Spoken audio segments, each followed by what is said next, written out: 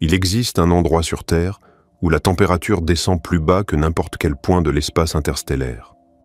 Ce n'est pas un cratère en Antarctique. Ce n'est pas une caverne sous une montagne.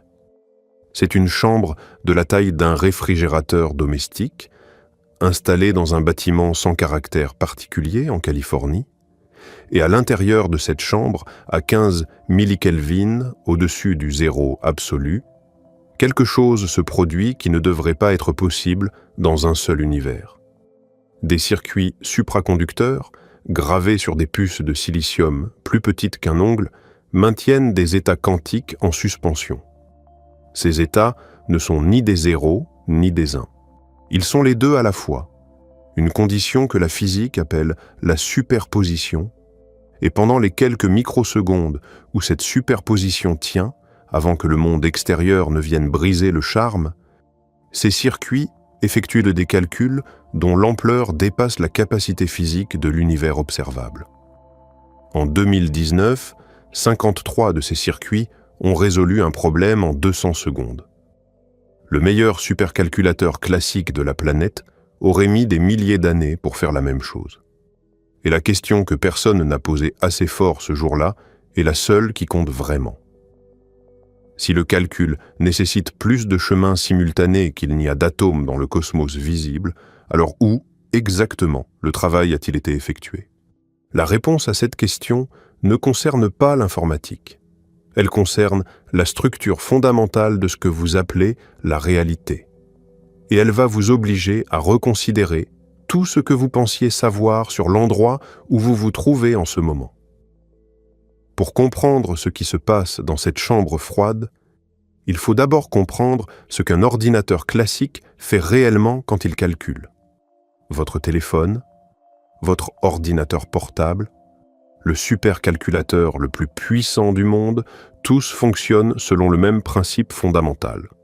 Ils manipulent des bits. Chaque bit est un interrupteur minuscule qui peut être dans l'une de deux positions, allumé ou éteint, 1 ou 0. Toute l'information que vous avez jamais envoyée, reçue, stockée ou consultée sur un appareil électronique a été réduite à des séquences de ces deux états. Une photographie est une longue chaîne de 0 et de 1. Une symphonie aussi. Un message à un ami. Un dossier médical.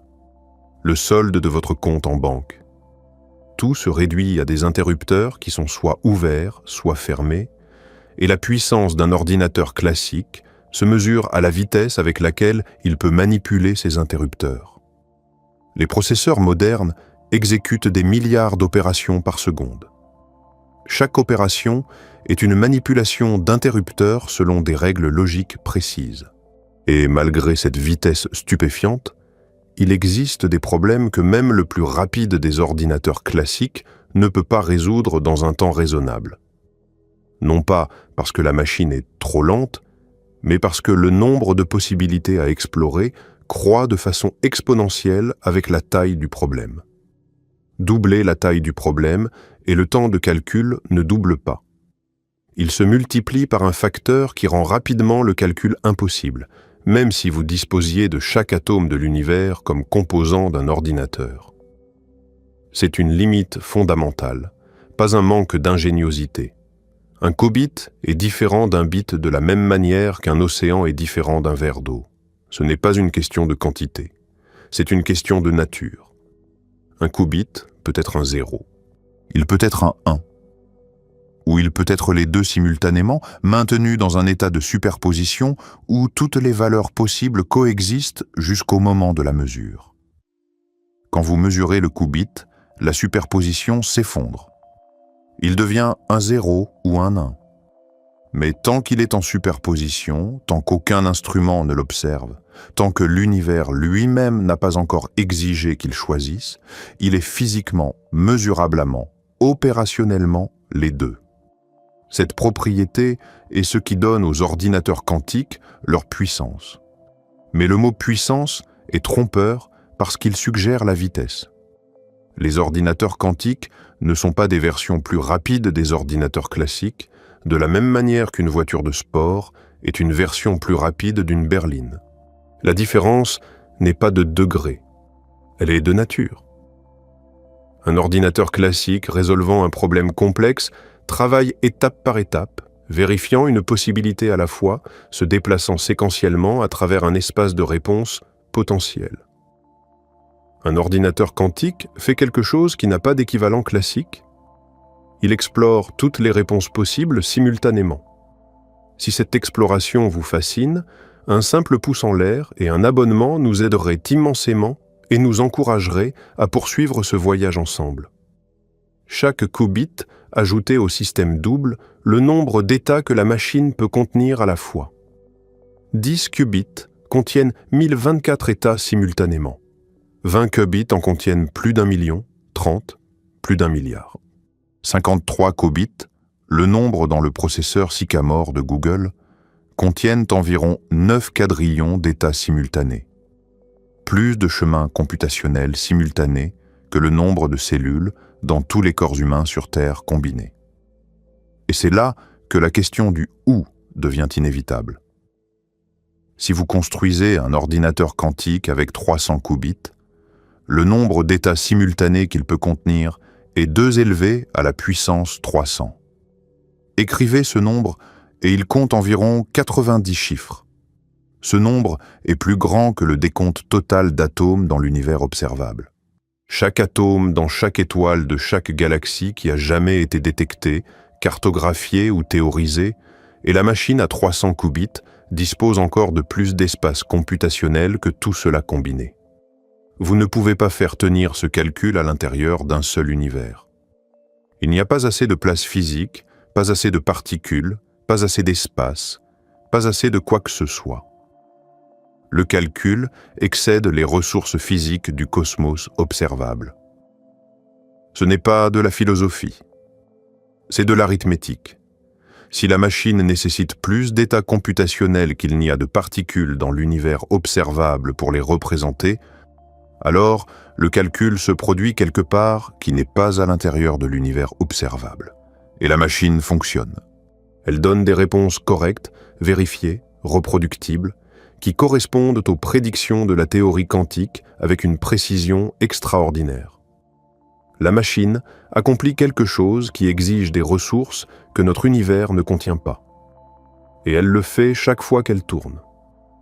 L'homme qui a prédit que cela arriverait ne travaillait pas dans un laboratoire gouvernemental entouré de collègues et d'équipements.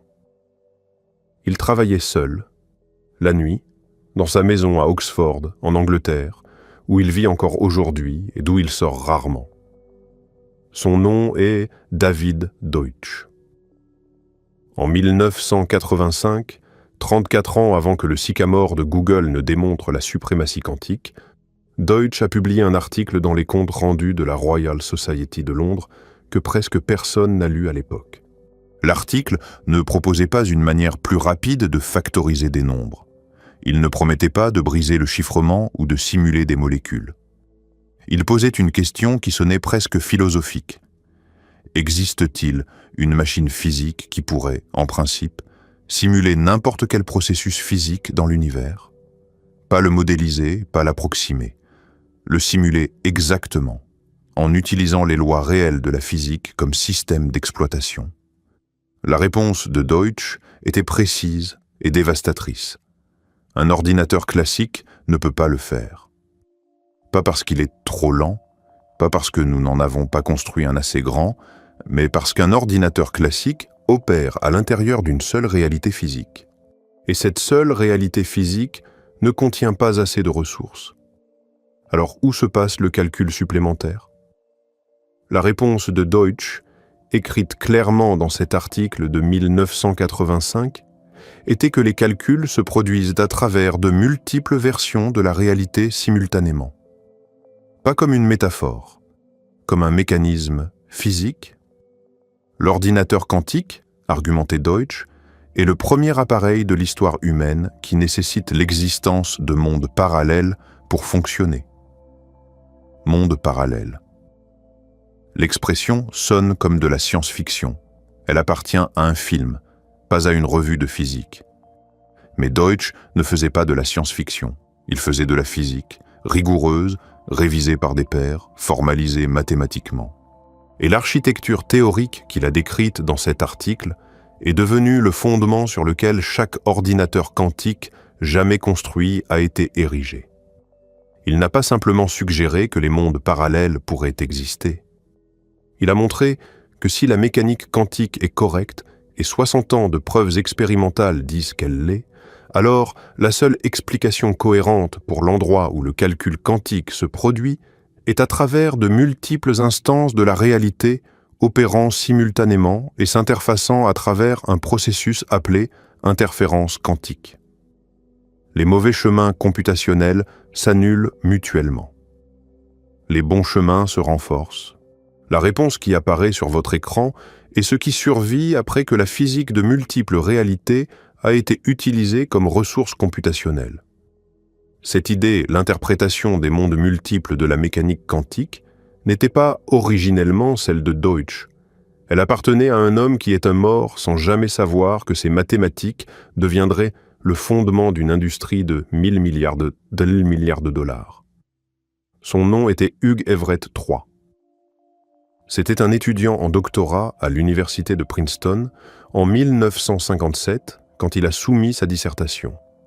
La dissertation proposait que lorsqu'un système quantique est mesuré et semble s'effondrer d'une superposition de multiples états en un seul résultat, l'effondrement ne se produit pas réellement. Tous les résultats se réalisent. La réalité se branche. Chaque résultat possible a lieu dans sa propre version de l'univers. Le physicien Niels Bohr, qui à cette époque était la voix la plus puissante dans tout le domaine, l'architecte de l'interprétation de Copenhague, qui dominait la mécanique quantique depuis des décennies, a rejeté l'idée d'Everett. La communauté a suivi Bohr. Everett a quitté la physique académique presque immédiatement après avoir reçu son diplôme. Il est allé travailler pour le Pentagone, faisant de la modélisation mathématique pour les stratégies de ciblage d'armes nucléaires. Il calculait les taux de mortalité des retombées radioactives. Il buvait beaucoup. Il fumait constamment. Il connaissait à peine ses enfants. Il est mort d'une crise cardiaque en 1982 à l'âge de 51 ans sur son lit. Son fils Mark, qui deviendrait plus tard le chanteur principal d'un groupe de rock, a trouvé le corps. À sa propre demande, les restes d'Everett ont été incinérés et ses cendres jetées à la poubelle. Parce que, dans l'interprétation des mondes multiples, ce qui arrive à une configuration physique particulière n'a pas d'importance. Quelque part, dans une branche, il est toujours vivant. Sa fille Elisabeth a mis fin à ses jours en 1996. Un mot a été trouvé dans son sac disant qu'elle allait rejoindre son père dans un autre univers. L'interprétation des mondes multiples que Bohr a rejeté en 1957 est maintenant, selon qui vous interrogez, le cadre théorique dominant pour comprendre pourquoi les ordinateurs quantiques fonctionnent du tout. Le calcul, qui ne peut pas tenir dans un seul univers, tient parce que Everett avait raison. Il y a d'autres branches, et Deutsch a construit une machine qui les utilise. L'idée que tout l'établissement de la physique a rejetée pendant 30 ans s'est avérée être une exigence d'ingénierie. Les machines la nécessitent. Elles ne fonctionnent pas sans elles. Chaque ordinateur quantique dans chaque chambre réfrigérée de chaque laboratoire sur Terre est un testament physique aux mathématiques d'un homme qui a été enterré à la poubelle à sa propre demande, oublié par le domaine auquel il avait tenté de contribuer, rappelé maintenant parce que la technologie lui a donné raison. Réfléchissez à ce que cela signifie. Nous avons construit une machine qui fonctionne en atteignant des versions parallèles de la réalité et en extrayant des ressources computationnelles d'endroits que nous ne pouvons pas observer, que nous ne pouvons pas visiter, que nous ne pouvons pas photographier. La machine ne se soucie pas que vous croyiez aux univers parallèles. Elle tourne, elle donne des réponses, et les réponses sont correctes. Avant que tout cela ne soit construit, quelqu'un a dû expliquer comment. Pas où le calcul se produit. Nous en avons discuté. Pas pourquoi il est puissant. Nous en avons discuté aussi. Mais comment ? Quel est le mécanisme physique réel par lequel un ordinateur quantique prend un problème avec plus de réponses possibles, qu'il n'y a d'atomes dans l'univers observable, et retourne un seul résultat correct ? La réponse à cette question est venue de Richard Feynman. Et c'est à mon avis l'idée la plus belle et la plus troublante de toute cette histoire. En 1982, Feynman a donné une conférence au MIT où il a fait une observation qui semble simple mais contient une révolution entière. Feynman a souligné que les ordinateurs classiques ne peuvent pas simuler efficacement les systèmes quantiques. Pas parce qu'ils sont trop lents, parce que le problème croît exponentiellement avec le nombre de particules. Simulez un électron et vous devez suivre 2 états probabiliaux des possibles. Simulez 2 électrons et vous en avez besoin de 4. 10 électrons, 1024. 20 électrons, plus d'1 million. 30 électrons, plus d'1 milliard. 100 électrons et le nombre d'états que vous devez suivre dépasse le nombre d'atomes dans l'univers observable. La proposition de Feynman était élégante et radicale. Si vous voulez simuler la physique quantique, construisez une machine qui fonctionne selon la physique quantique. Laissez l'ordinateur lui-même être fait d'éléments quantiques qui obéissent aux lois quantiques. Laissez la machine être la chose qu'elle étudie. Et enchâssée dans cette proposition se trouvait une intuition sur le mécanisme qui s'est avéré être la clé de tout ce qui a suivi. Le mécanisme s'appelle l'interférence. Pensez à 2 vagues à la surface de l'eau se déplaçant l'une vers l'autre. Là où la crête d'une vague rencontre la crête d'une autre, elles se combinent et produisent une crête plus haute. Là où un creux rencontre un creux, le résultat est un creux plus profond. Là où une crête rencontre un creux, elle s'annule. L'eau devient plate. Les vagues ne disparaissent pas. Elles ne cessent pas d'exister. Elles se détruisent mutuellement par l'alignement précis de leurs phases opposées. C'est l'interférence. Elle se produit avec les vagues d'eau. Elle se produit avec les ondes sonores. Elle se produit avec la lumière. Et elle se produit avec les probabilités quantiques. Un ordinateur quantique est conçu de manière à ce que tous les chemins computationnels menant à de mauvaises réponses s'annulent mutuellement, comme une crête rencontrant un creux à la surface de l'eau. Et tous les chemins menant à la réponse correcte se renforcent mutuellement, comme 2 crêtes se combinant en une crête plus grande. La machine ne tente pas chaque réponse possible pour vérifier ensuite laquelle est juste. Elle ne fouille pas dans une liste. Elle ne devine pas. Elle est structurée au niveau de sa conception physique, de sorte que les mauvaises réponses se détruisent elles-mêmes par interférence avant que le calcul ne soit terminé. Ce qui arrive à la fin, la réponse unique que la machine produit quand vous mesurez les qubits, n'est pas un coup de chance. C'est ce qui survit. C'est la dernière chose debout après que tout ce qui était incorrect a été systématiquement éliminé par la physique du calcul lui-même. La machine ne sélectionne pas la bonne réponse. Elle crée des conditions où les mauvaises réponses ne peuvent pas exister. Mais il y a une question préalable que presque personne ne pose à voix haute. Si un qubit est véritablement dans les 2 états en même temps, que fait-il entre les mesures? Quand aucun instrument ne l'observe, quand la boîte est scellée, quand l'univers lui-même n'a pas encore exigé de réponse définitive, que se passe-t-il dans cet espace entre la question et le résultat? Quelque chose de réel se produit-il là?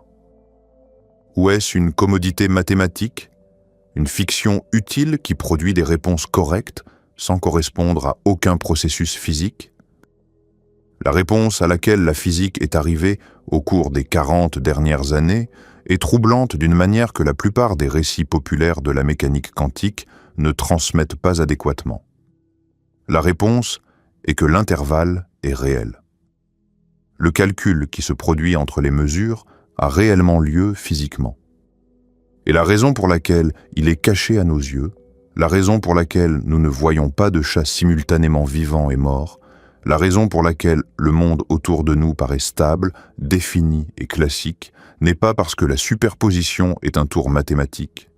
C'est à cause d'un processus appelé décohérence. Et la décohérence n'élimine pas les autres possibilités, elle les cache. Voici le cœur de la chose. Un système quantique reste en superposition reste dans cet état de multiples possibilités simultanées, seulement tant qu'il reste parfaitement isolé de tout ce qui l'entoure. Le moment où il interagit avec ne serait-ce qu'une seule particule de l'environnement extérieur, la superposition commence à se dissoudre. Pas à cause d'un acte mystique de la conscience, pas parce qu'un esprit humain l'a regardé.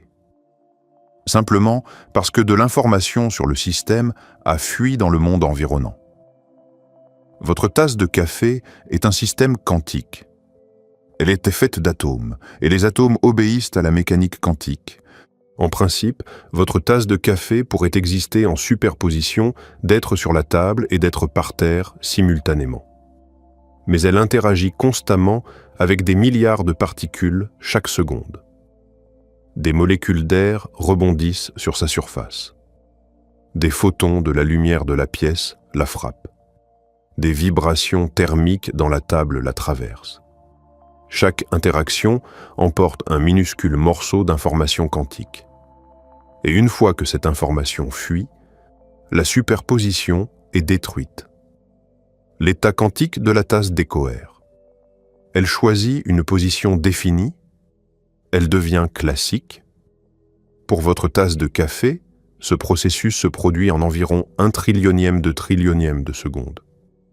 La décohérence est essentiellement instantanée aux échelles des objets quotidiens.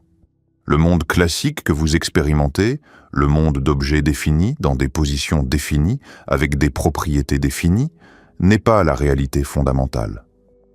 C'est à quoi ressemble la réalité quantique après que la décohérence a fait son travail. C'est la surface. La superposition quantique en dessous est la profondeur. Et c'est là que tout se connecte directement aux ordinateurs quantiques. Pour maintenir un qubit en superposition assez longtemps pour calculer avec, il faut l'isoler de tout, parfaitement, complètement. Aucun photon errant ne peut le toucher. Aucune vibration ne peut l'atteindre. Aucune fluctuation thermique ne peut l'effleurer. Les machines que Google et IBM construisent sont refroidies à des températures plus froides que le vide de l'espace profond, à environ 15 millikelvin, soit environ 1/100 de degré au-dessus du zéro absolu. À cette température, presque tout mouvement thermique s'arrête. Les particules dans la machine bougent à peine. L'environnement est aussi silencieux que la physique le permet. Et dans ce silence, les qubits maintiennent leur superposition assez longtemps pour effectuer des calculs qu'aucun ordinateur classique ne peut égaler. Tout le défi d'ingénierie de l'informatique quantique se résume à une seule phrase. Garder le calcul caché de l'univers assez longtemps pour obtenir une réponse. C'est tout.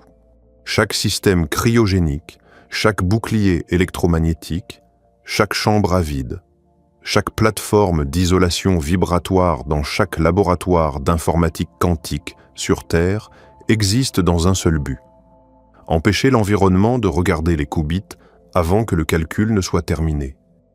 Parce que le moment où l'environnement regarde, le moment où une seule particule du monde environnant interagit avec le qubit et emporte ne serait-ce qu'un bit d'information quantique, la superposition s'effondre. Le calcul est ruiné. La réponse est perdue. Nous construisons des machines dont les opérations les plus puissantes se produisent derrière un mur qui sépare notre branche de la réalité des branches qui font le travail. Nous cachons délibérément nos calculs les plus conséquents de l'univers observable. Et la chose qui rend le mur nécessaire, la décohérence, le processus par lequel l'information quantique fuit dans l'environnement et les superpositions s'effondrent, est le même processus qui fait que le monde a l'air classique, solide et défini pour vous en ce moment. La raison pour laquelle vous voyez un monde au lieu de plusieurs est la même raison pour laquelle l'ordinateur quantique doit être plus froid que l'espace. La décohérence. Le mur entre les mondes. En 1935, un physicien nommé Erwin Schrödinger s'est assis pour écrire ce qu'il croyait être le mot final contre la mécanique quantique. Il n'essayait pas de contribuer à la théorie, il essayait de la détruire. La théorie produisait des résultats qui correspondaient aux expériences avec une précision extraordinaire depuis plus d'une décennie. Elle prédisait le comportement des atomes, les spectres de lumière émises par les gaz chauffés, la stabilité des molécules, la conductivité des métaux. Chaque test la confirmait. Chaque mesure s'accordait avec ses équations. Et pourtant, Schrödinger trouvait l'une de ses affirmations centrales philosophiquement insupportable. L'affirmation était celle-ci: une particule n'a pas d'état défini jusqu'à ce que quelqu'un la mesure. Avant la mesure, elle existe en superposition de tous les états possibles à la fois. Schrödinger a construit une expérience de pensée destinée à exposer ce qu'il voyait comme une faille fatale. Il a imaginé un chat scellé dans une boîte en acier. À l'intérieur de la boîte, il y a une infime quantité de matériaux radioactifs. Si un seul atome de ce matériau se désintègre en 1 heure, un détecteur déclenche un mécanisme qui brise une fiole de poison, tuant le chat. Si aucun atome ne se désintègre, le chat vit. La mécanique quantique dit que l'atome radioactif existe en superposition de désintégrés et non désintégrés jusqu'à ce qu'il soit observé. Par conséquent, argumentait Schrödinger, le chat doit être simultanément vivant et mort jusqu'à ce que quelqu'un ouvre la boîte. Il trouvait cela ridicule. Il le présentait comme une réduction par l'absurde. Un argument logique montrant qu'un prémisse mène à une conclusion si prépostère que le prémisse lui-même doit être faux. La communauté physique a absorbé l'argument, l'a considéré attentivement et a fait la seule chose que Schrödinger n'avait pas anticipée. Elle a gardé la théorie. Pas parce qu'elle pensait que des chats vivants et morts étaient sensés, mais parce que chaque expérience, chaque mesure, chaque prédiction testée confirmait que la mécanique quantique était correcte. L'argument du chat, conçu comme une démolition, est devenu à la place l'illustration la plus célèbre de la chose même qu'il était supposé détruire. Schrödinger voulait montrer que la mécanique quantique était cassée. Ce qu'il a montré à la place, c'est que le monde n'est pas ce qu'il semble être. 3 ans après la proposition de Feynman, Deutsch a formalisé le concept et dans les décennies qui ont suivi, une série d'algorithmes ont été développés qui exploitaient l'interférence de manière de plus en plus puissante. Le plus célèbre a été publié en 1994 par un mathématicien nommé Peter Shor. Shor a écrit un algorithme, un ensemble d'instructions qu'un ordinateur quantique pourrait suivre, pour décomposer n'importe quel grand nombre en facteurs premiers. En surface, cela semble être un exercice mathématique abstrait sans connexion avec la vie quotidienne. La connexion devient visible le moment où vous comprenez comment le monde moderne protège ses secrets. Presque tout le chiffrement qui sécurise Internet, la couche mathématique qui garde votre compte en banque séparé de celui de tout le monde, qui protège les communications privées, qui garde l'infrastructure des gouvernements, des militaires, des hôpitaux et des réseaux électriques, est construit sur une seule hypothèse. L'hypothèse est que multiplier 2 grands nombres premiers ensemble est trop facile, mais travailler en sens inverse à partir du résultat pour trouver ces nombres premiers originaux est pratiquement impossible. Un ordinateur classique tentant de factoriser un nombre de plusieurs centaines de chiffres aurait besoin de plus longtemps que l'âge de l'univers pour trouver les facteurs premiers. Toute l'architecture de la sécurité numérique repose sur cette asymétrie computationnelle. Facile dans une direction, impossible en sens inverse. L'algorithme de Shor supprime cette asymétrie. Un ordinateur quantique suffisamment puissant exécutant l'algorithme de Shor pourrait factoriser ces grands nombres non pas en milliers ou millions d'années, mais en heures, possiblement en minutes. Le chiffrement qui protège la civilisation moderne, construit sur 50 ans en supposant que la factorisation des nombres premiers est computationnellement infaisable, devient transparent, cassable, ouvert. La serrure qui garde chaque secret numérique du monde a une clé. Et Shor a montré exactement à quoi cette clé ressemble. La clé n'existe pas encore sous forme physique parce qu'aucun ordinateur quantique n'a assez de qubits pour exécuter l'algorithme de Shor à l'échelle nécessaire pour briser le chiffrement du monde réel. Mais le plan existe, les mathématiques sont publiées et les machines grandissent dedans. En décembre 2023, IBM a dévoilé un processeur appelé Condor avec 1120 et 1 qubit. En 2019, le Sycamore de Google en avait 53. En 4 ans, le nombre de qubits dans un processeur de pointe a crû d'un facteur de plus de 20. Ce taux de croissance dépasse les projections que la plupart des chercheurs en informatique quantique faisaient en 2015. L'histoire des technologies exponentielles est une histoire de sous-estimation de la seconde moitié de la courbe. Nous sommes bons pour prédire le prochain doublement. Nous sommes terribles pour prédire à quoi ressemble le 15e doublement depuis le 3e. 2 ans après Shor, en 1996, un chercheur nommé Love Grover a publié un deuxième algorithme qui s'attaquait à quelque chose de plus général que la factorisation de nombres. L'algorithme de Grover s'attaque à la recherche. Imaginez une liste non triée contenant 1 milliard d'éléments et vous cherchez une entrée spécifique. Un ordinateur classique doit vérifier les éléments un par un. En moyenne, il trouve la cible après avoir vérifié la moitié de la liste. 500 millions de vérifications. L'algorithme de Grover trouve l'élément en environ la racine carrée d'1 milliard de vérifications, soit environ 31 600.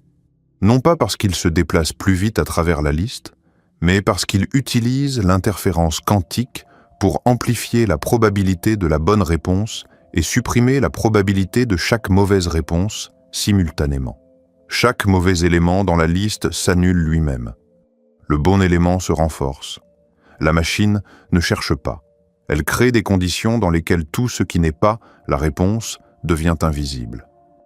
Il y a un physicien qui a passé 60 ans de sa vie à travailler au centre de la physique théorique et qui est arrivé à une conclusion qui ressemble à un koan zen, mais qui est formulée comme un énoncé physique précis. Son nom était John Archibald Wheeler. Il a inventé le terme « trou noir ». Il a travaillé avec Niels Bohr pour expliquer la fission nucléaire. Il a supervisé les dissertations doctorales de Richard Feynman et de Hugh Everett, 2 des esprits les plus importants de l'histoire de la théorie quantique. Il a contribué au projet Manhattan. Et la conclusion à laquelle il est arrivé à la fin de sa carrière n'était pas une formule. Ce n'était pas une équation. C'était un énoncé si compressé qu'il tient en 3 mots. It from bit. Chaque it, écrivait Wheeler, chaque particule, chaque champ de force, même le continuum espace-temps lui-même tire sa fonction, sa signification, son existence même, entièrement des réponses suscitées par l'appareil à des questions oui ou non. Des choix binaires, des bits. Toutes les choses physiques sont d'origine informationnelle et il s'agit d'un univers participatif. Wheeler ne dit pas que l'information est utile pour décrire l'univers. Il ne dit pas que la physique peut être exprimée en termes d'information. Il dit que l'univers est fait d'information. Que la matière, l'énergie, l'espace-temps, le monde physique dans son intégralité, émergent de quelque chose de plus fondamental. Et cette chose fondamentale n'est pas une particule. Ce n'est pas une onde. Ce n'est pas une corde, ni un champ, ni un cerveau. C'est une réponse. Un oui ou un non. Un bit. Cette idée inverse l'intuition que la plupart d'entre nous portent sans jamais l'examiner. Nous avons tendance à penser à la réalité comme au sol ferme et à l'information comme à quelque chose que nous en extrayons.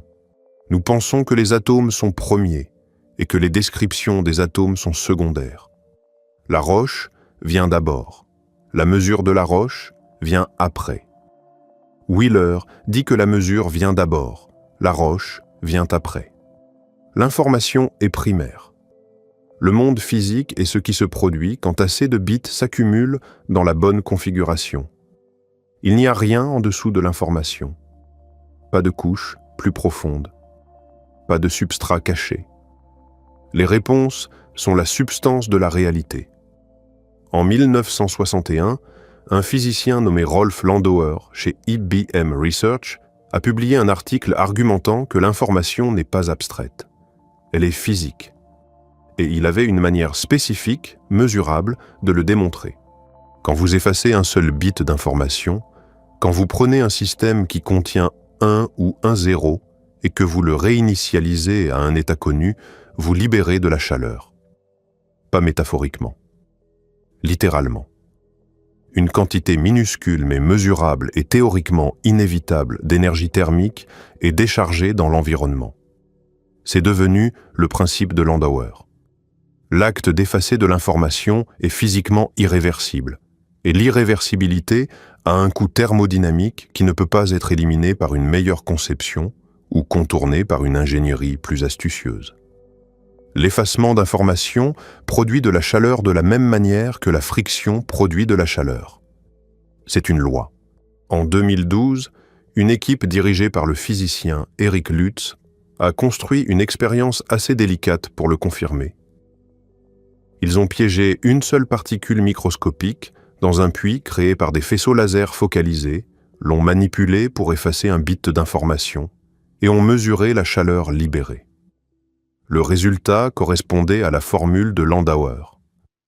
L'information a un poids.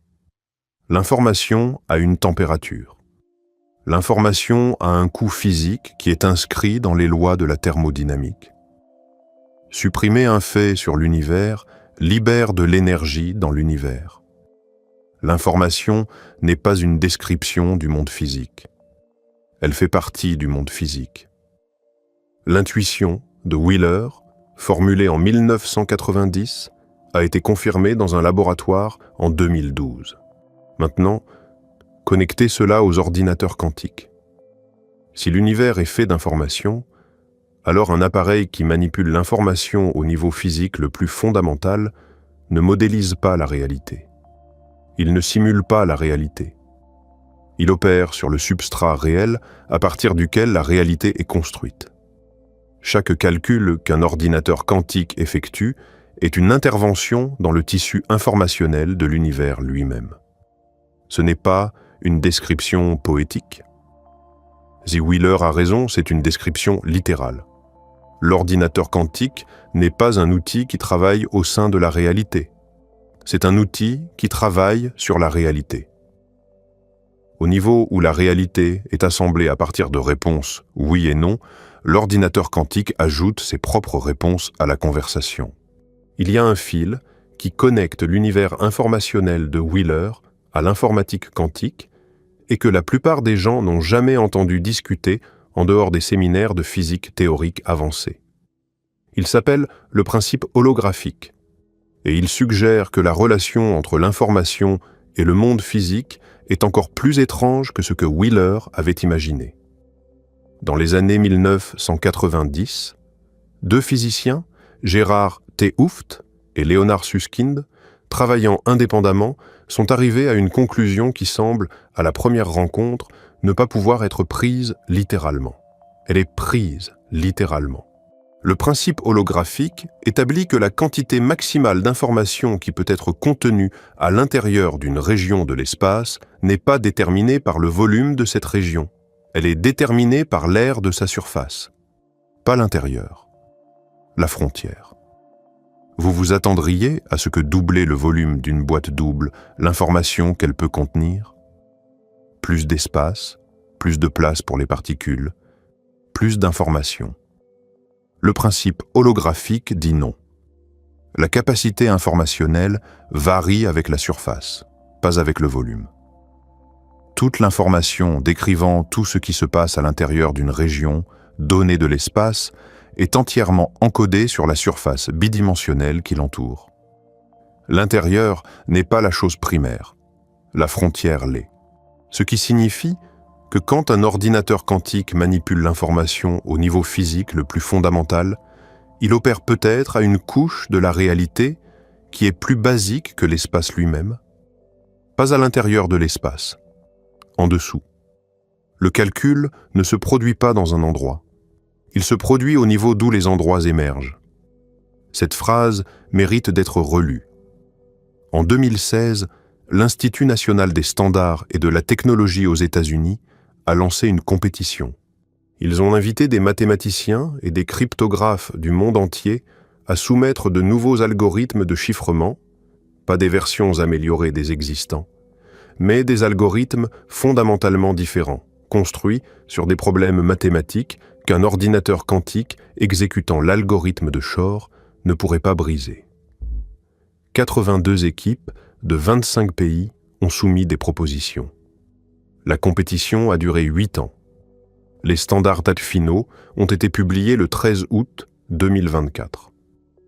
Réfléchissez à ce que cette séquence d'événements communique réellement. Un organisme gouvernemental ne passe pas 8 ans et ne coordonne pas 82 équipes internationales pour résoudre un problème hypothétique. Il ne publie pas de standards contraignants pour une menace qui n'existe qu'en théorie. Le message implicite à l'intérieur de toute la structure de cette compétition est celui-ci. Les personnes ayant accès aux informations classifiées sur l'état du matériel quantique croient que la menace est réelle, qu'elle arrive, et qu'elle arrive sur un calendrier qui nécessite une action maintenant. Pas dans 50 ans, maintenant. Il y a un terme que les gens en cryptographie utilisent pour l'écart entre quand les machines quantiques deviennent capables de briser le chiffrement actuel et quand le nouveau chiffrement est réellement installé partout. Le concept s'appelle « récolter maintenant, déchiffrer plus tard ». L'idée est simple. Vous n'avez pas besoin d'un ordinateur quantique aujourd'hui pour voler les secrets de demain. Vous collectez les données chiffrées maintenant. Vous les stockez. Vous attendez. Les données reposent sur des serveurs, sur des disques durs, dans des archives. Elles sont chiffrées. Elles sont illisibles. Elles sont sûres selon les standards d'aujourd'hui. Et puis, à un moment dans le futur, quand un ordinateur quantique suffisamment puissant pour exécuter l'algorithme de Shor à l'échelle nécessaire devient disponible, vous faites passer les données stockées à travers. Le chiffrement s'ouvre. Les données deviennent lisibles. Chaque courriel, chaque transaction, chaque communication classifiée, chaque dossier médical, chaque secret d'État, tout ce qui a été chiffré avec les algorithmes que Shor a prouvés cassables en 1994 devient transparent. Pas dans le futur, maintenant. Parce que les données ont déjà été collectées. La serrure s'ouvrira. La seule question est quand. Mais la menace cryptographique, aussi alarmante soit-elle, n'est que l'expression la plus concrète de quelque chose de plus profond. La vraie histoire de l'impact de l'informatique quantique n'est pas ce qu'elle peut casser, c'est ce qu'elle peut voir. L'algorithme de Grover ne s'applique pas seulement aux bases de données, il s'applique à la reconnaissance de motifs, à la découverte de structures cachées dans les données, à l'identification de corrélations qu'aucun système classique ne pourrait détecter parce que l'espace de recherche classique est trop vaste et les motifs trop subtils.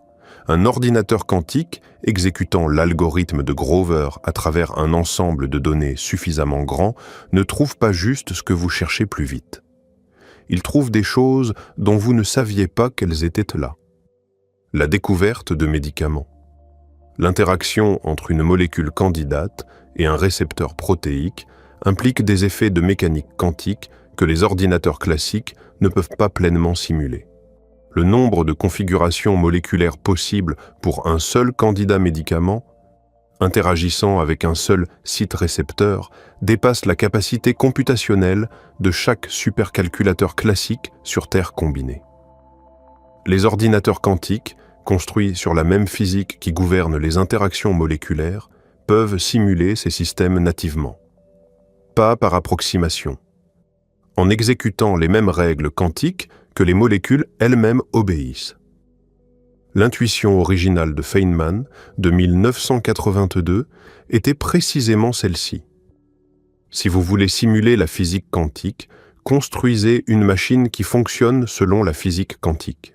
Le potentiel de réduire les délais de développement de médicaments de décennies à années, d'identifier des composés thérapeutiques que le criblage classique ne trouverait jamais, de simuler des processus biologiques au niveau moléculaire avec une fidélité quantique complète, représente une transformation aussi fondamentale que l'invention du microscope. La science des matériaux. Les propriétés d'un matériau, sa conductivité, sa résistance, sa température de supraconductivité, sa capacité à stocker de l'énergie, sont déterminées par le comportement de mécanique quantique de ces électrons. Concevoir un nouveau matériau avec des propriétés spécifiques désirées nécessite actuellement des années d'essais et d'erreurs expérimentaux, parce que la simulation quantique du comportement des électrons dans un réseau cristallin est computationnellement intraitable pour les machines classiques.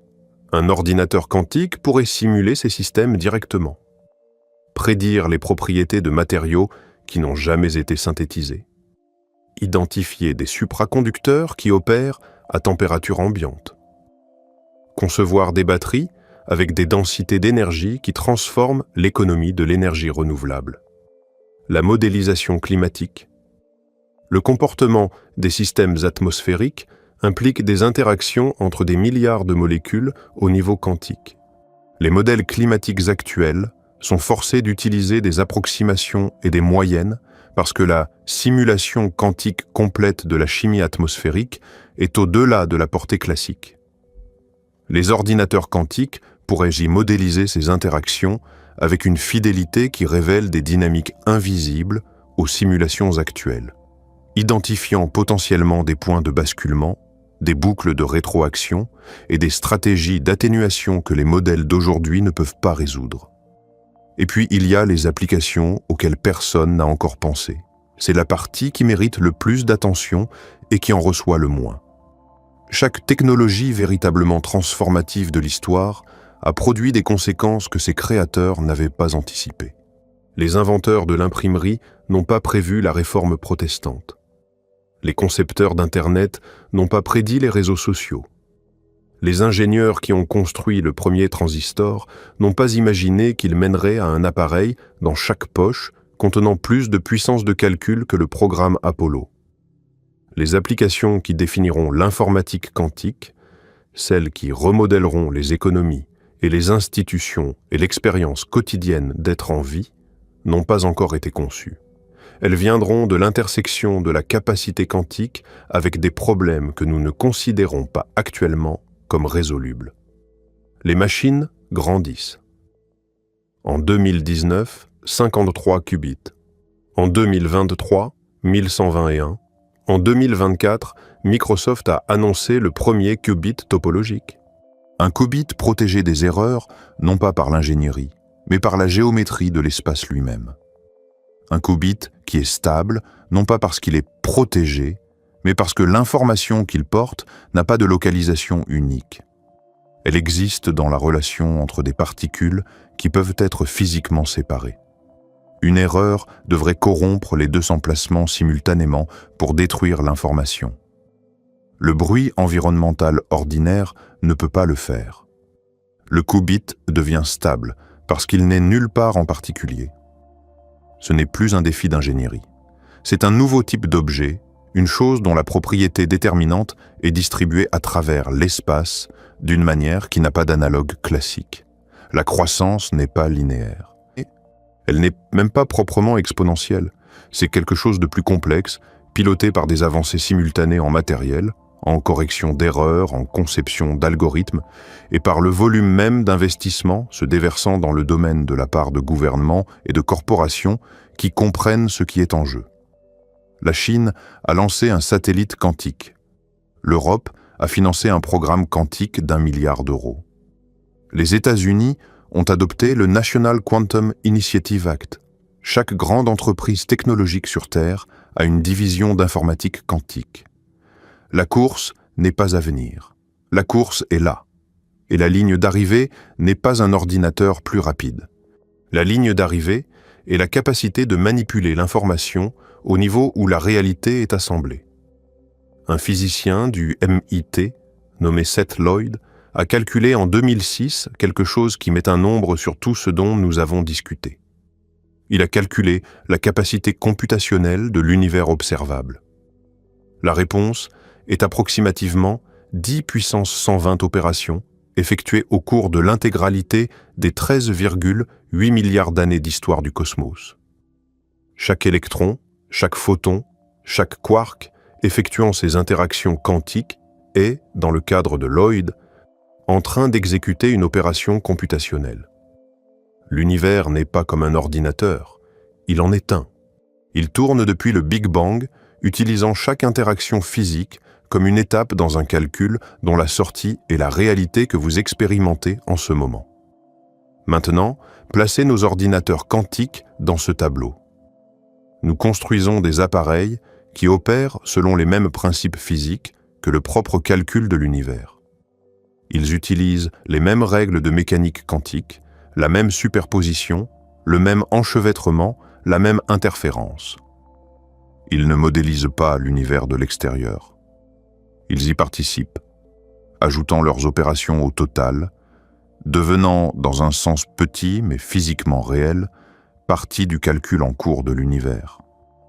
Ce qui soulève une question qui mérite plus d'attention qu'elle n'en reçoit. Si l'univers calcule quelque chose et que nous ajoutons notre propre calcul quantique à ce processus, changeons-nous le résultat? La trajectoire du calcul de l'univers est-elle altérée par ce que nous calculons à l'intérieur? Et si oui, dans quelle direction le poussons-nous? Nous avons commencé cette histoire avec un nombre, 200 secondes contre 10 000 ans, un écart si grand qu'il semblait être une erreur de mesure plutôt qu'un fait physique, mais ce n'était pas une erreur. C'était un point de données, et chaque point de données que nous avons examiné depuis a pointé dans la même direction. La machine fonctionne parce qu'elle atteint au-delà de notre univers. L'information qu'elle manipule est peut-être la substance primaire de la réalité. Le chiffrement qui protège le monde moderne vit sur du temps emprunté depuis 1994. Les institutions qui devraient se préparer ne commencent que maintenant à bouger.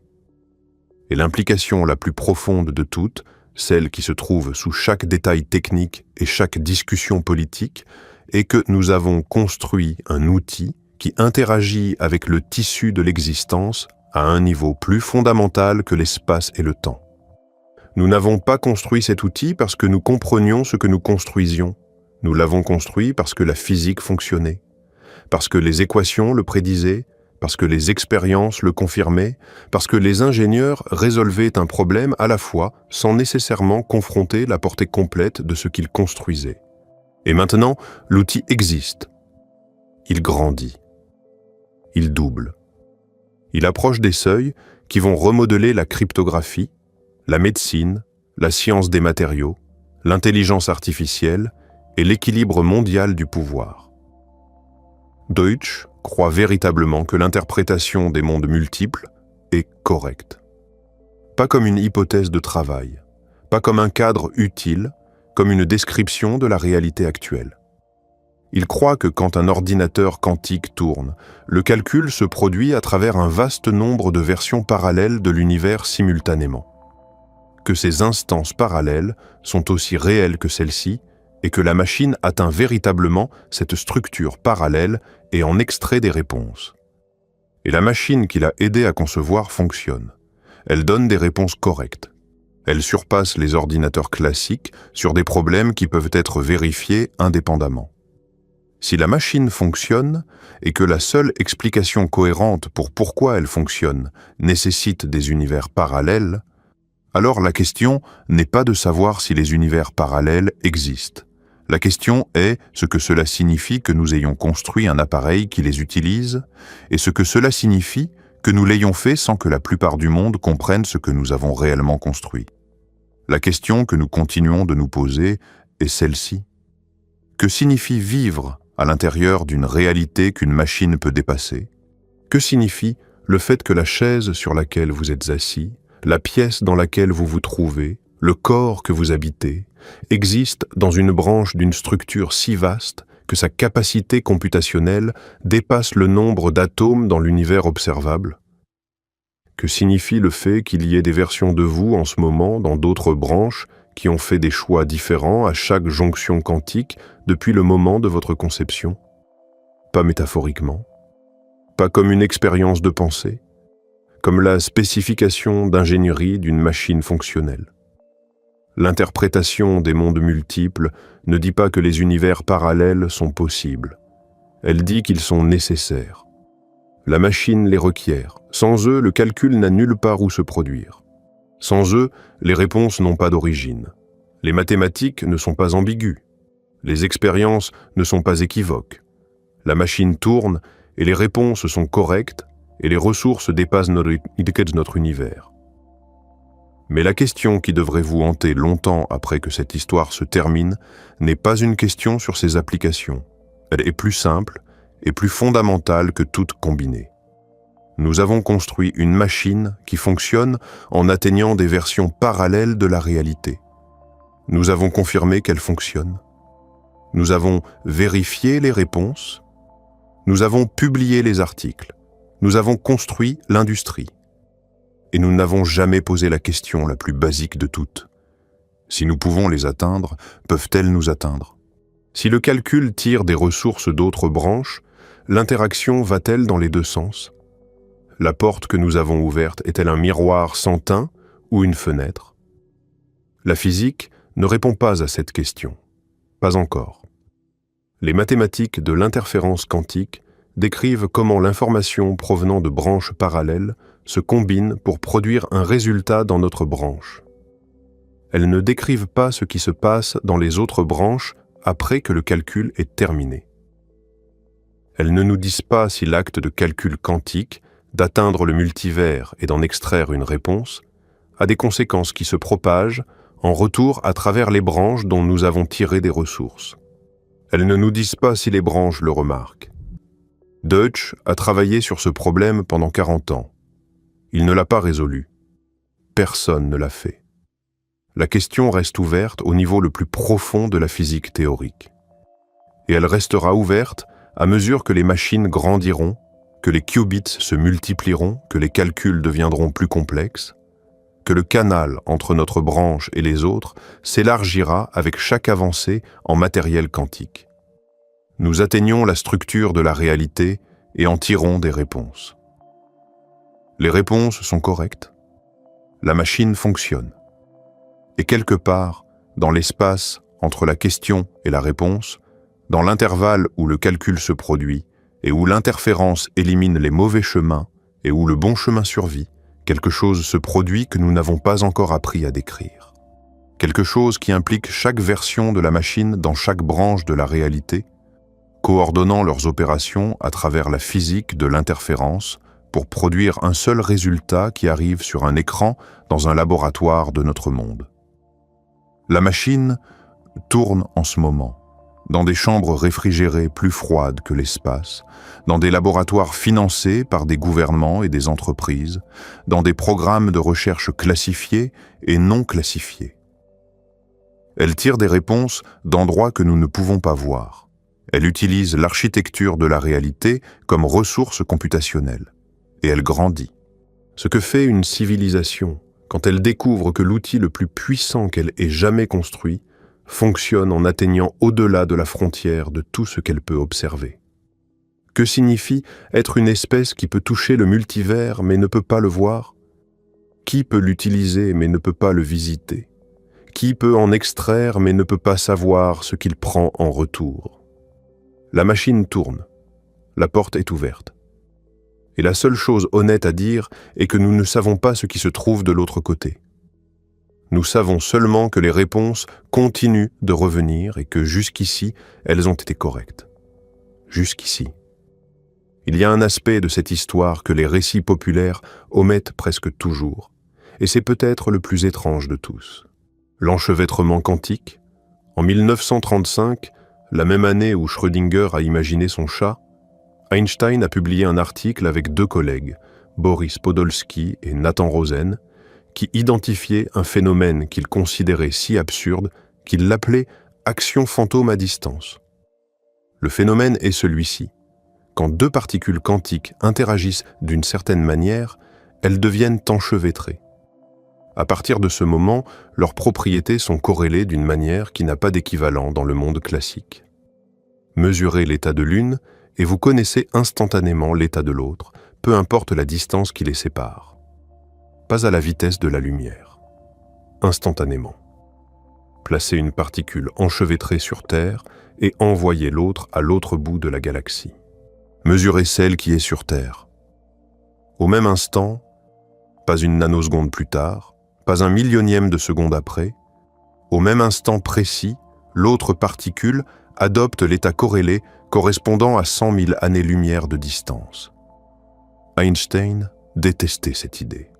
Il pensait qu'elle prouvait que la mécanique quantique était incomplète, qu'il devait y avoir des variables cachées, des propriétés prédéterminées que les particules portaient avec elles depuis leur interaction initiale, comme deux gants mis dans des boîtes séparées.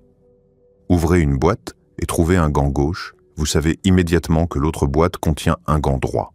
Pas de magie, juste de l'information préexistante.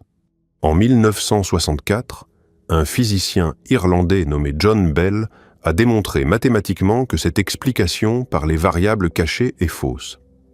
Bell a dérivé une inégalité, un test mathématique que toute théorie à variables cachées locales devait satisfaire. La mécanique quantique prédit une violation de cette inégalité. Et les expériences menées pour la première fois par Alain Aspect à Paris en 1982, puis avec une rigueur croissante dans les décennies suivantes, ont confirmé la violation de manière catégorique. Les particules enchevêtrées ne portent pas de propriétés préexistantes. Elles n'ont littéralement pas d'état défini jusqu'à ce qu'une mesure soit effectuée. Et quand la mesure est effectuée sur l'une, l'autre répond instantanément. Pas de signal transmis, pas de mécanisme de communication, pas de délai mesurable. L'enchevêtrement est le tissu connectif du multivers dans l'interprétation des mondes multiples. Quand deux qubits sont enchevêtrés dans un ordinateur quantique, ils partagent un état quantique commun. Mesurer l'un affecte instantanément l'autre. Cette corrélation est ce qui permet aux ordinateurs quantiques de coordonner des calculs à travers un nombre vertigineux de chemins computationnels simultanés. Sans enchevêtrement, un ordinateur quantique serait simplement une collection de qubits indépendants. Avec l'enchevêtrement, il devient quelque chose d'entièrement différent. Un réseau de corrélation qui lie ensemble toutes les branches de la computation, permettant à l'interférence de fonctionner à travers l'ensemble du système, dirigeant les mauvaises réponses vers l'annulation et les bonnes vers le renforcement. En 2022, le prix Nobel de physique a été décerné à Alain Aspect, John Clauser et Anton Zeilinger pour leurs expériences avec des photons enchevêtrés, établissant la violation des inégalités de Bell et ouvrant la voie à la science de l'information quantique. C'était la première fois que le comité Nobel reconnaissait explicitement que l'enchevêtrement quantique n'est pas seulement un phénomène théorique, c'est une ressource exploitable. Un outil d'ingénierie. La même action fantôme qu'Einstein rejetait en 1935 est devenue, 87 ans plus tard, la base d'une industrie technologique dont la valeur est estimée à des centaines de milliards de dollars dans les prochaines décennies. Il y a une expérience de pensée que les physiciens utilisent pour illustrer la puissance de l'enchevêtrement et elle mérite d'être racontée parce qu'elle rend tangible quelque chose qui autrement reste abstraitement mathématique. Imaginez que vous avez un problème qui nécessite de chercher à travers un labyrinthe gigantesque avec 1 milliard de couloirs. Un ordinateur classique devrait explorer chaque couloir un par un, tournant à chaque intersection, revenant en arrière quand il rencontre un cul-de-sac, avançant quand le chemin continue. En moyenne, il trouverait la sortie après avoir exploré la moitié des couloirs. 500 millions de tentatives. Un ordinateur quantique ne parcourt pas le labyrinthe. Il fait quelque chose de si fondamentalement différent que le mot « parcourir » ne s'applique même pas. Grâce à la superposition, il existe simultanément dans chaque couloir du labyrinthe. Grâce à l'enchevêtrement, toutes ces positions simultanées sont corrélées entre elles, formant un réseau de relations quantiques qui couvre l'intégralité du labyrinthe en une seule fois. Et grâce à l'interférence, les chemins qui mènent à des cul-de-sac s'annulent progressivement, tandis que le chemin qui mène à la sortie se renforce. Le résultat final émerge non pas parce que la machine a trouvé la bonne réponse, mais parce que toutes les mauvaises réponses se sont éliminées elles-mêmes. Ce qui reste est la sortie.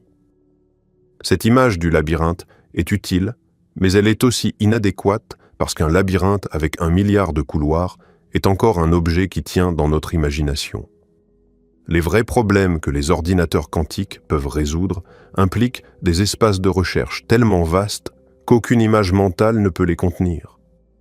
Un espace avec 2 puissance 300 configurations possibles est un espace qui dépasse non seulement notre intuition, mais la capacité physique de notre univers observable à le représenter. Chaque atome de chaque étoile, de chaque galaxie, dans chaque direction, ne suffirait pas à énumérer les possibilités. Et pourtant, la machine explore cet espace, en tire une réponse, et la réponse est correcte. Le mécanisme par lequel elle le fait, l'interférence quantique opérant à travers des qubits enchevêtrés en superposition, est le même mécanisme que celui par lequel l'univers lui-même traite l'information au niveau le plus fondamental. La machine ne triche pas. Elle parle la langue maternelle de la réalité. Il y a un danger concret et immédiat que cette technologie pose, au-delà de la menace cryptographique que nous avons déjà couverte, et il concerne l'intelligence artificielle. Les réseaux neuronaux qui alimentent les systèmes d'IA modernes sont essentiellement des machines d'optimisation. Ils cherchent des motifs dans d'immenses ensembles de données, ajustant des millions ou des milliards de paramètres pour minimiser une fonction d'erreur. Ce processus d'optimisation, d'entraînement, est computationnellement intensif. Il consomme des quantités colossales d'énergie et de temps de calcul. Un ordinateur quantique pourrait accélérer ce processus de manière que nous commençons à peine à comprendre. Des algorithmes quantiques d'apprentissage automatique sont déjà en développement. Certains exploitent la superposition pour explorer simultanément de vastes espaces de paramètres. D'autres utilisent l'enchevêtrement pour capturer des corrélations dans les données que les algorithmes classiques ne peuvent pas détecter. D'autres encore combinent les deux pour créer des architectures d'apprentissage entièrement nouvelles qui n'ont pas d'équivalent classique. Les implications sont doubles et contradictoires. D'un côté, l'IA quantique pourrait résoudre des problèmes que l'IA classique ne peut pas toucher. Simuler des systèmes biologiques avec une fidélité suffisante pour concevoir des médicaments sur mesure. Optimiser des réseaux énergétiques à l'échelle mondiale. Modéliser des systèmes climatiques avec une précision qui révèle des interventions possibles. De l'autre côté, une IA accélérée par des ordinateurs quantiques pourrait devenir si puissante qu'elle dépasse notre capacité à la comprendre, à la contrôler ou même à prédire son comportement. Un système d'optimisation qui opère à travers un espace de solutions plus vaste que l'univers observable est un système dont les décisions pourraient être fondamentalement incompréhensibles pour un esprit humain. Pas parce que nous sommes stupides, parce que l'espace dans lequel le système résonne est littéralement plus grand que tout ce que notre cerveau, un organe fait de matière classique, a évolué pour appréhender. La convergence de l'informatique quantique et de l'intelligence artificielle n'est pas un scénario futur. C'est un programme de recherche actif dans chaque grande entreprise technologique et dans plusieurs programmes gouvernementaux classifiés. Les premiers avantages quantiques en apprentissage automatique pourraient apparaître dans la prochaine décennie. Et quand ils apparaîtront, la nature de l'IA changera d'une manière que notre cadre conceptuel actuel n'est pas équipé pour anticiper. Nous construisons des machines qui pensent, et nous sommes sur le point de leur donner accès à une puissance computationnelle qui dépasse les frontières de notre univers. Il y a un fait que la plupart des discussions sur les ordinateurs quantiques omettent parce qu'ils compliquent le récit de manière inconfortable. Les ordinateurs quantiques font des erreurs, beaucoup d'erreurs. Un qubit est un objet extraordinairement fragile.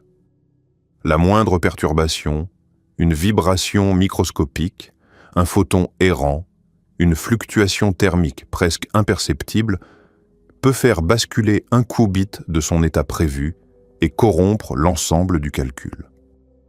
Le taux d'erreur d'un qubit physique dans les machines actuelles est d'environ 1% par opération. Cela semble petit. Ce n'est pas petit. Un calcul impliquant des milliers d'opérations sur des dizaines de qubits accumule des erreurs si rapidement que le résultat final peut être dénué de sens. Comparez cela aux ordinateurs classiques, dont le taux d'erreur par opération est d'environ 1 sur 1 milliard de milliards. La fiabilité classique est si extraordinaire que vous ne pensez jamais aux erreurs de calcul dans votre téléphone. Elles sont si rares qu'elles pourraient ne jamais se produire pendant toute la durée de vie de l'appareil.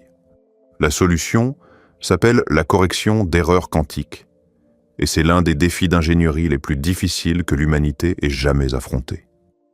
L'idée est d'utiliser plusieurs qubits physiques pour encoder un seul qubit logique dont le taux d'erreur était beaucoup plus bas. Les informations sont réparties à travers un groupe de qubits physiques de manière à ce que si l'un d'entre eux commet une erreur, les autres puissent la détecter et la corriger. Le coût est énorme. Pour chaque qubit logique corriger des erreurs, il faut entre 1000 et 10 000 qubits physiques selon le taux d'erreur et le schéma de correction utilisé. Un ordinateur quantique capable d'exécuter l'algorithme de Shor à l'échelle nécessaire pour briser le chiffrement du monde réel nécessiterait environ 4000 qubits logiques. À raison de 1000 qubits physiques par qubit logique, cela fait 4 millions de qubits physiques. Nous en avons actuellement environ 1000. L'écart est un facteur de 4000. Cela semble décourageant jusqu'à ce que vous vous rappeliez la trajectoire. En 2019, nous en avions 53. En 4 ans, le nombre a été multiplié par 20. Si cette trajectoire se maintient, et il y a des raisons structurelles de penser qu'elle le fera, la barre des millions de qubits pourrait être atteinte dans les années 2030. Pas demain, mais pas dans un siècle non plus. Il y a quelque chose de profondément vertigineux dans le fait que la correction d'erreurs quantiques elle-même soit un processus quantique qui nécessite le même isolement, la même superposition, le même enchevêtrement que le calcul qu'elle protège. Nous corrigeons les erreurs quantiques avec des opérations quantiques qui elles-mêmes sont sujettes à des erreurs, que nous corrigeons avec d'autres opérations quantiques. C'est comme construire un pont au-dessus d'un gouffre, en utilisant des matériaux qui doivent eux-mêmes être maintenus en l'air par d'autres ponts. Le fait que cela fonctionne du tout, que les mathématiques prouvent que c'est possible, qu'un seuil de taux d'erreur existe en dessous duquel les erreurs peuvent être supprimées arbitrairement, est l'un des résultats les plus remarquables de la théorie de l'information quantique. En 1996, un physicien nommé Peter Shor, le même Shor qui a inventé l'algorithme de factorisation, a démontré le premier code de correction d'erreurs quantiques fonctionnel. Il a montré que 9 qubits physiques pouvaient encoder un seul qubit logique de manière à corriger n'importe quelle erreur affectant un seul qubit du groupe. Depuis, les schémas de correction d'erreurs sont devenus beaucoup plus sophistiqués.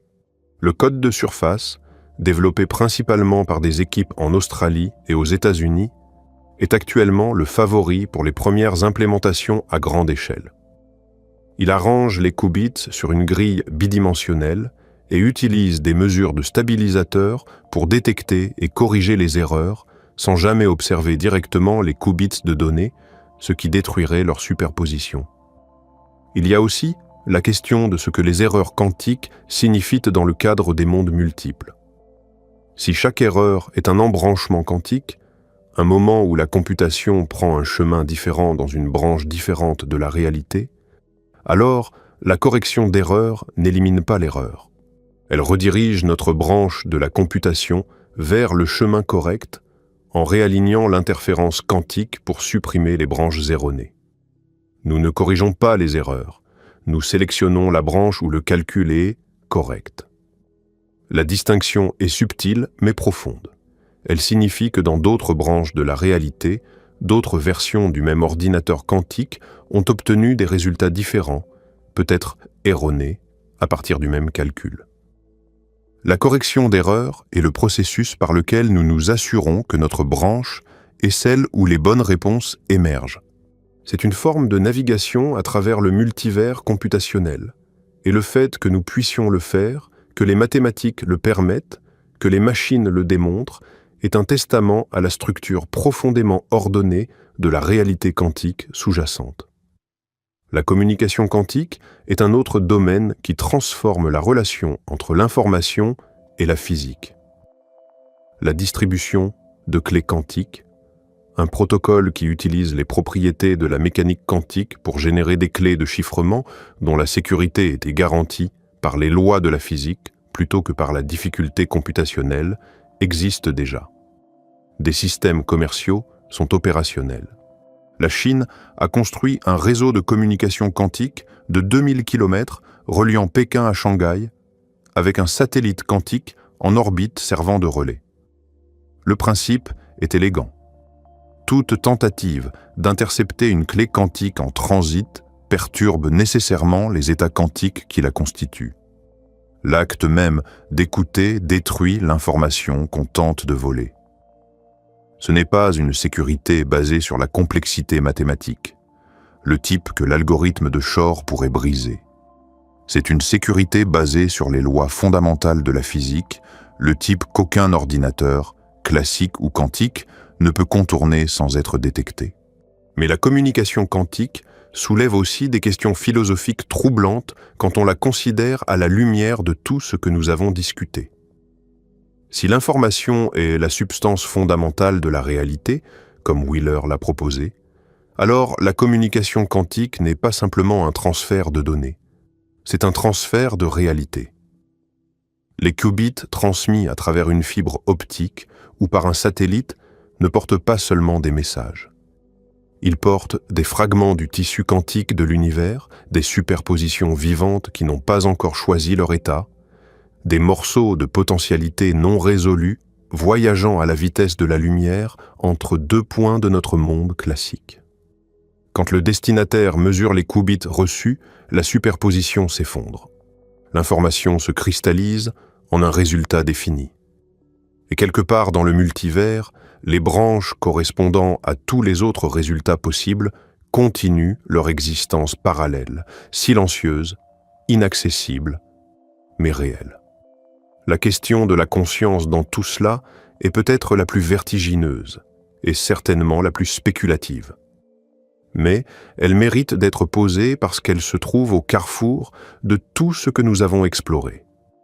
Si l'univers est informationnel à son niveau le plus fondamental, si la décohérence est ce qui fait qu'un monde parmi une infinité de mondes possibles apparaît solide et défini pour un observateur, si un observateur est lui-même un système quantique composé de milliards d'atomes, chacun obéissant aux lois de la mécanique quantique. Alors qu'est-ce que la conscience ? Est-elle le processus par lequel une branche de la réalité se perçoit elle-même ? Est-elle l'expérience subjective d'être à l'intérieur d'un calcul cosmique en cours d'exécution ? Le physicien Roger Penrose a proposé que la conscience pourrait être liée à des effets de gravité quantique dans les microtubules des neurones du cerveau. L'anesthésiste Stuart Hameroff a développé cette idée dans un modèle appelé ORC-OR, qui suggère que la conscience résulte de réductions objectives orchestrées de la fonction d'onde dans ces structures cellulaires. Le modèle est controversé. La plupart des neuroscientifiques le rejettent. Beaucoup de physiciens le considèrent spéculatif, au-delà de ce que les données supportent.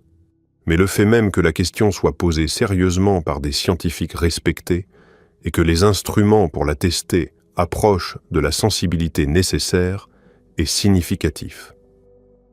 Si la conscience est un phénomène quantique, même partiellement, alors nous sommes non seulement des observateurs de la réalité quantique, mais des participants actifs dans le processus qui fait que la réalité se solidifie autour de nous. Wheeler l'a dit clairement. C'est un univers participatif. Nous ne regardons pas le cosmos de l'extérieur. Nous sommes à l'intérieur du calcul. Et chaque acte d'observation, chaque mesure, chaque décision qui résout une superposition en un résultat défini est une contribution au processus par lequel l'univers se calcule lui-même dans l'existence. L'ordinateur quantique n'est alors pas simplement une machine que nous avons construite, c'est un miroir. Un miroir qui nous montre, pour la première fois avec une clarté technique, ce que nous avons toujours été. Des processeurs d'information intégrés dans un univers informationnel, participant à un calcul dont les résultats constituent la réalité que nous expérimentons, vivant dans une branche parmi une infinité de branches, chacune aussi réelle que la nôtre, chacune contenant une version de nous qui a fait d'autres choix, chacune invisible à nos yeux parce que la décohérence a construit un mur entre nous et elle. Un mur fait non pas de matière, mais d'informations perdues. Un mur que nos machines les plus puissantes apprennent lentement à contourner. Il y a un dernier fait qui mérite réflexion avant de clore ce voyage. En 1957, quand Hugh Everett a proposé sa théorie des mondes multiples, il avait 27 ans. Quand il est mort, en 1982, il en avait 51. Entre ces deux dates, il n'a publié aucun autre article de physique majeur. Il a passé la majeure partie de sa carrière à calculer des stratégies de guerre nucléaire pour le Pentagone, modélisant les retombées radioactives et les taux de mortalité d'un échange thermonucléaire entre les superpuissances. L'homme qui a compris la structure du multivers a passé sa vie professionnelle à calculer comment détruire efficacement une seule branche de celui-ci. Il y a quelque chose de profondément tragique dans cette ironie, et quelque chose de profondément instructif dans le fait que les mathématiques de la destruction et les mathématiques de la création quantique proviennent de la même source, de la même compréhension fondamentale de ce que la réalité est et de comment elle fonctionne. Nous vivons à un moment de l'histoire où ces deux applications de la physique quantique convergent.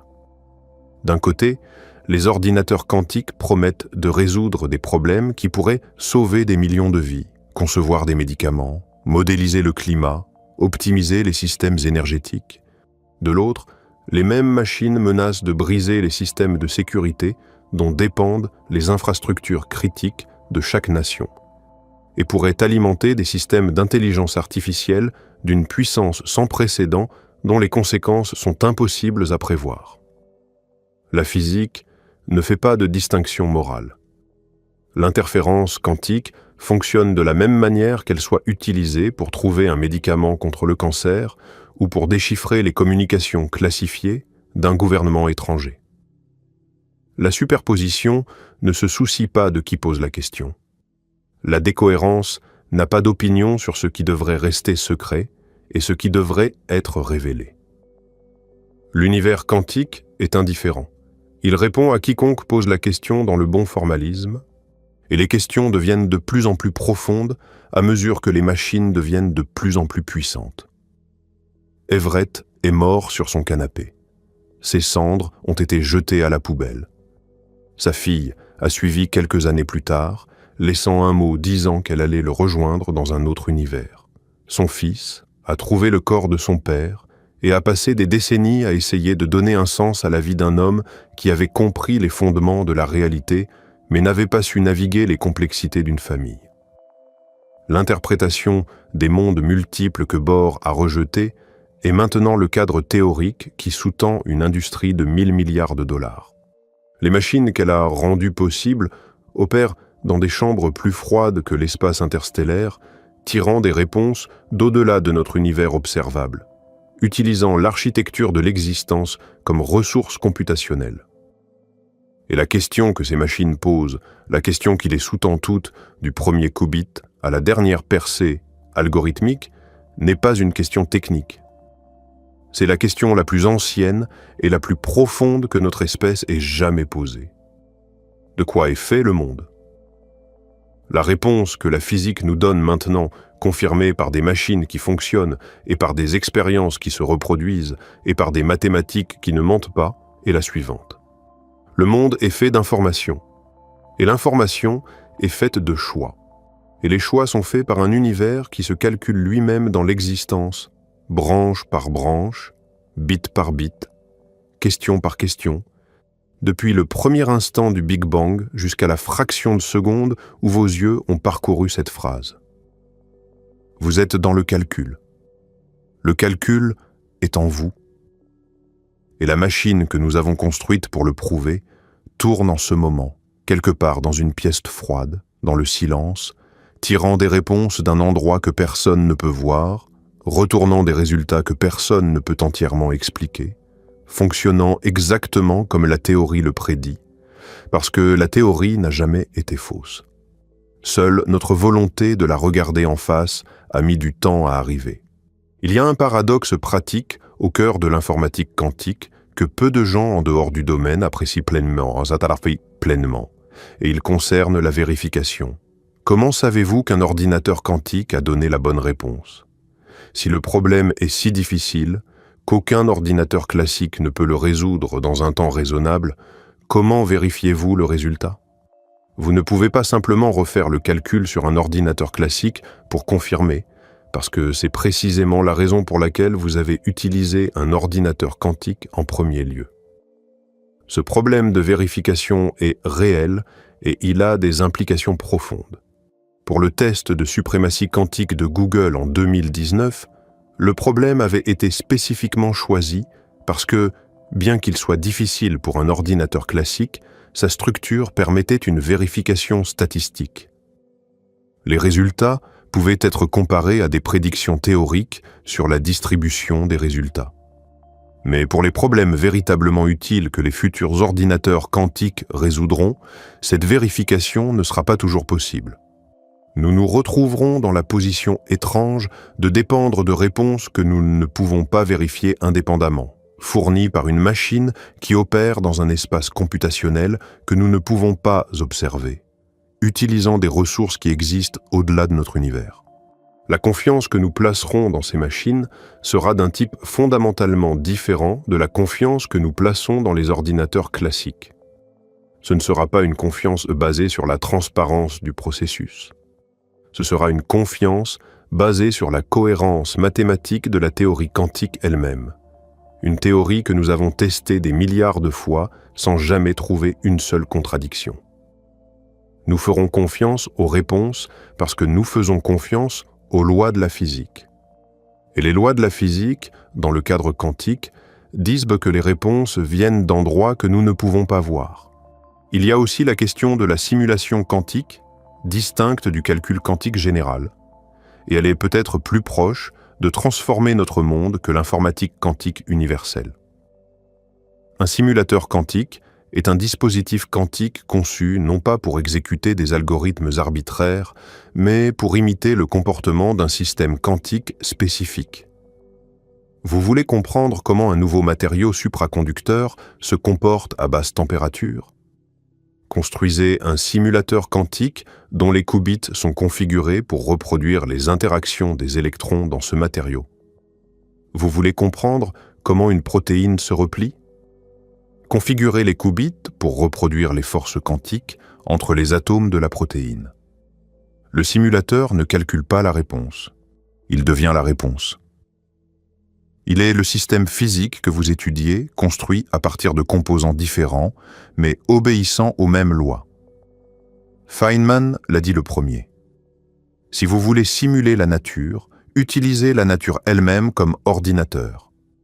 Les simulateurs quantiques sont plus faciles à construire que les ordinateurs quantiques universels parce qu'ils n'ont pas besoin de correction d'erreurs complètes. Ils tolèrent un certain niveau de bruit parce que les systèmes physiques qu'ils simulent sont eux-mêmes bruités. Des simulateurs quantiques fonctionnels existent déjà. Des équipes à Harvard, au MIT, en Autriche et en Chine ont construit des systèmes avec des centaines d'atomes piégés dans des réseaux optiques, simulant des modèles de physique de la matière condensée que les supercalculateurs classiques les plus puissants ne peuvent pas traiter. Les résultats de ces simulations ont déjà produit des aperçus sur le comportement de la matière quantique qui n'avaient été accessibles par aucune autre méthode. La géopolitique de l'informatique quantique est un sujet que les récits scientifiques évitent généralement, mais qui est essentiel pour comprendre la vitesse et la direction du développement. En ce moment, 3 blocs géopolitiques mènent la course quantique. Les États-Unis, la Chine et l'Europe, chacun avec des approches et des motivations distinctes. Les États-Unis possèdent les entreprises technologiques les plus avancées dans le domaine, Google, IBM, Microsoft, et une constellation de start-up dont certaines sont évaluées à des milliards de dollars. Le financement américain combine investissement privé massif et soutien gouvernemental à travers le National Quantum Initiative Act de 2018 et des programmes classifiés dont le détail public est limité. La force américaine est l'innovation en matériel. avec les processeurs supraconducteurs les plus avancés du monde. La Chine a adopté une stratégie différente. Le gouvernement central a engagé des dizaines de milliards de dollars dans la recherche quantique, avec un accent particulier sur la communication quantique et la cryptographie. La Chine a lancé le premier satellite quantique au monde en 2016 et a construit le plus long réseau de communication quantique terrestre. Son approche est centralisée, dirigée par l'État, avec un accent sur les applications de sécurité nationale. Les équipes chinoises ont aussi produit des processeurs quantiques compétitifs, dont un processeur photonique qui a revendiqué un avantage quantique en 2020. L'Europe a répondu avec le Quantum Flagship, un programme d'1 milliard d'euros sur 10 ans lancé en 2018 qui coordonne la recherche à travers des dizaines d'universités et de laboratoires. L'approche européenne est plus académique, avec un accent sur la recherche fondamentale et les standards. La force européenne réside dans la théorie et dans certaines niches de matériel, notamment les pièges à ions et les processeurs à semi-conducteurs. Mais la compétition la plus significative ne se déroule pas entre les nations. Elle se déroule entre les approches technologiques. Il y a au moins 5 architectures de qubits en concurrence. Les qubits supraconducteurs utilisés par Google et IBM, les ions piégés utilisés par IonQ et Quantinuum, les qubits photoniques utilisés par Xanadu et PsiQuantum, les qubits à semi-conducteurs développés par Intel et des équipes universitaires, et les qubits topologiques que Microsoft poursuit. Chaque approche a des avantages et des inconvénients. Les qubits supraconducteurs sont les plus développés, mais nécessitent un refroidissement extrême. Les ions piégés ont les temps de cohérence les plus longs, mais sont plus lents. Les qubits photoniques peuvent opérer à température ambiante, mais sont plus difficiles à enchevêtrer. Les qubits topologiques promettent une correction d'erreurs intrinsèques, mais n'en sont qu'à leurs débuts expérimentaux. Le vainqueur de cette compétition technologique déterminera non seulement quelle architecture domine, mais aussi quel pays ou quelle alliance contrôle l'accès aux calculs les plus puissants jamais réalisés par l'humanité. Il y a un concept en informatique quantique qui est rarement discuté publiquement, mais qui est d'une importance capitale pour comprendre où nous en sommes réellement. Ce concept s'appelle l'avantage quantique pratique, et il est distinct de la suprématie quantique que Google a revendiquée en 2019. La suprématie quantique signifie qu'un ordinateur quantique a résolu un problème spécifique plus vite qu'aucun ordinateur classique ne le pourrait. Mais le problème résolu par Sycamore était artificiel, conçu pour être facile pour une machine quantique et difficile pour une machine classique, sans aucune application pratique. L'avantage quantique pratique est différent. Il signifie qu'un ordinateur quantique résout un problème réel, un problème que quelqu'un veut réellement résoudre, plus efficacement qu'aucune méthode classique connue. Nous n'y sommes pas encore. Le consensus parmi les chercheurs est que l'avantage quantique pratique pour des problèmes commercialement significatifs est encore à 5 ou 15 ans. Mais les candidats pour le premier avantage pratique sont déjà identifiés.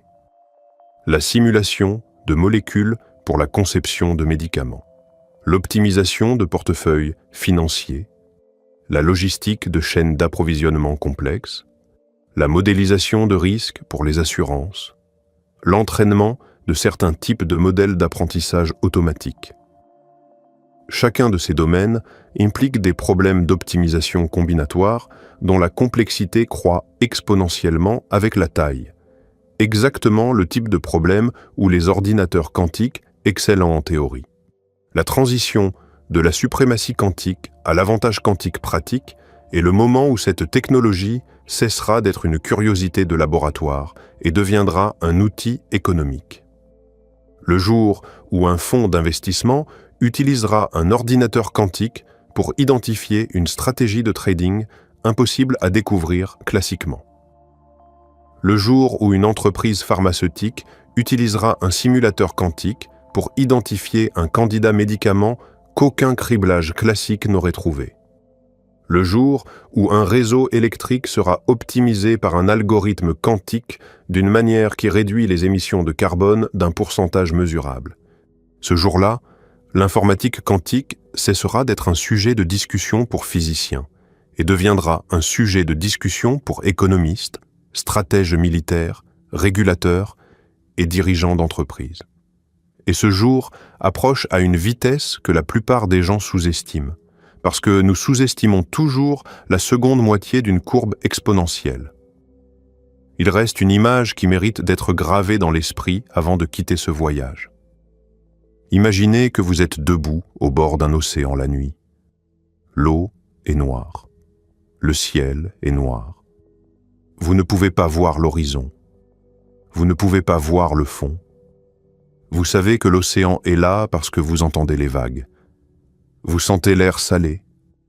Vous percevez l'immensité devant vous sans pouvoir la mesurer.